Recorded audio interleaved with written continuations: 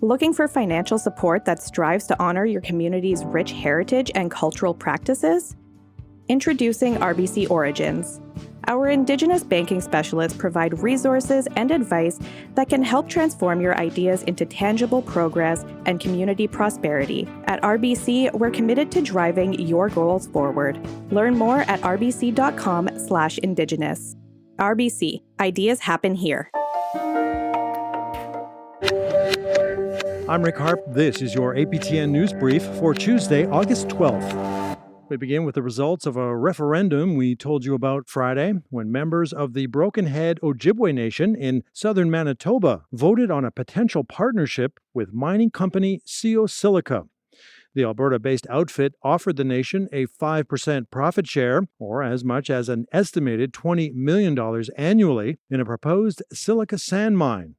An offer rejected by a majority of Brokenhead voters. Of the 310 ballots cast, 129 voted yea, while 181 voted nay.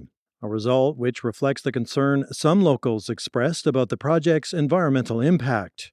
In an email to APTN News, company president Carla Devlin said they'd respect the decision of Brokenhead members, adding, quote, "The project remains subject to provincial approval, and our door will remain open for future dialogue should the community wish to re-engage," unquote. To Alberta, where as of late last month, smudging ceremonies can now take place in all courthouses. And as Chris Stewart reports, some say that change is long overdue. About damn time. Lucy Johnson has been an Indigenous advocate court worker for decades. And up until now, she's had to go before a judge or judiciary and ask permission for her family to be allowed to perform a smudging ceremony. With the recent decision to allow smudging by filling out an online form at least a week in advance, she welcomes the news, but wishes it was done 20 or 30 years ago. We need things in that courtroom to ease the flow of tragedy, of crime, and anything that we can do to help the families wholeheartedly, respectfully, and in our Cree culture, that's a blessing to us. Johnson believes the ceremony will help prevent conflict between families inside the courts. When I first heard about it, I called 3 of our families here in Musqueam and I asked them what would have happened if you were able to smudge or if you were able to have the feather, because it balances in the courtroom. No 2 families will be fighting if, the respect of an eagle feather or the sweetgrass and the smudge sitting in the courtroom. Johnson says removing this barrier benefits families with so much they already have on their minds inside a courthouse atmosphere. One less thing for the families to worry about, because sometimes, people don't understand who we are and the importance of smudging, the importance of what they need to do to carry a file through there, whether it's defense or whether it's the offender's family who need that extra support. Chris Stewart, APTN National News, Musqueam, Alberta.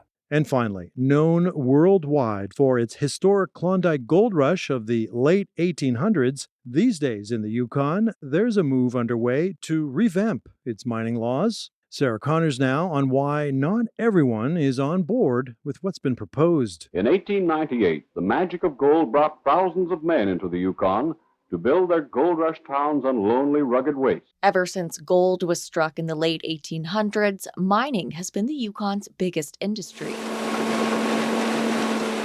While the territory's minerals legislation has evolved over time, some areas of the law are still reflective of the gold rush era. That includes the free entry system, which allows anyone to stake a claim on public land without needing prior permission from the government or Indigenous groups. The legislation is just so old that it needs to be modernized, especially in the face of our modern treaties and our final agreements. The Yukon government agrees it's time for change and has been working alongside First Nations to revamp its minerals legislation since 2021. The next milestone in the process, a legislative framework, was recently tabled by the government.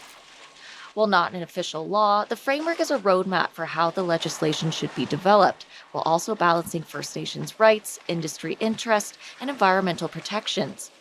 But Nacho Nayakdan says it can't support the framework in its current form.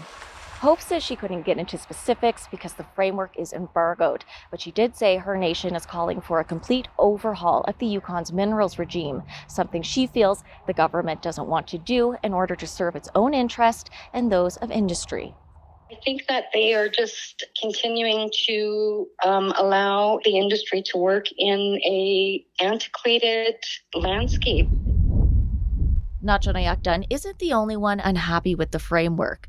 The Yukon Chamber of Mines says it doesn't feel it's been adequately engaged in the drafting of the framework and has concerns surrounding unreasonable consultation schedules for its members. Our members are very busy this time of year. People are trying to learn or earn a year's wages in a 3-month season. While it also couldn't comment on specifics, it did say the framework includes what it feels is sweeping changes that could impact industry. There are certain conventions that industry follows around the world that are important, particularly if we're going to remain competitive. Hundreds died of exposure in the deadly cold of the mountains. But with the fever of gold in their veins, others pressed steadily forward. While some of the territory's mining laws continue to reflect the past, at least for now, Hope feels new and improved minerals legislation can shape the territory's future for the better without compromising First Nations rights. We completely support responsible, sustainable mining that takes into consideration future generations. And that's what we need. The Yukon government said in a statement the framework is representative of different views and perspectives, something it believes will ultimately strengthen new minerals legislation. It said the next steps in the process will include policy development with continued engagement.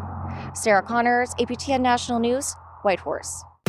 And that's your APTN News Brief for Tuesday, August 12th. I'm Rick Harp.